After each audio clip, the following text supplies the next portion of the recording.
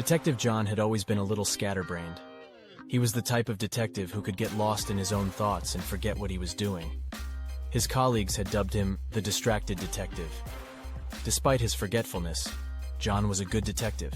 He was determined, resourceful, and always solved his cases in the end.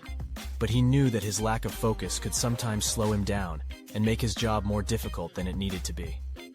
One day, John was assigned to a high-profile case. A wealthy businessman had been found murdered in his office, and the police were stumped. John knew he needed to be at the top of his game if he was going to crack the case. He decided to seek out some help. He asked around the department, and one of his colleagues recommended a mindfulness coach named Claire. John was skeptical, but he was willing to try anything to improve his focus. He made an appointment with Claire and arrived at her office ready to learn. Claire was a petite woman with a gentle voice and a calming presence. She led John through a series of mindfulness exercises, teaching him how to breathe deeply, stay present in the moment, and eliminate distractions. At first, John found it challenging. His mind kept wandering, and he struggled to concentrate. But he kept practicing, and eventually, he started to see results.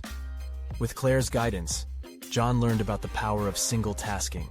He started focusing on one task at a time, eliminating distractions, and using mindfulness techniques to stay present in the moment. He also started taking breaks throughout the day, practicing deep breathing and stretching to reduce stress and increase focus. As John put these tips into practice, he found himself solving the case more quickly and efficiently than ever before. He was able to stay present in the moment, notice details he might have missed before, and think more clearly.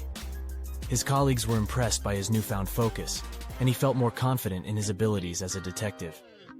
In the end, John solved the case, and the killer was brought to justice.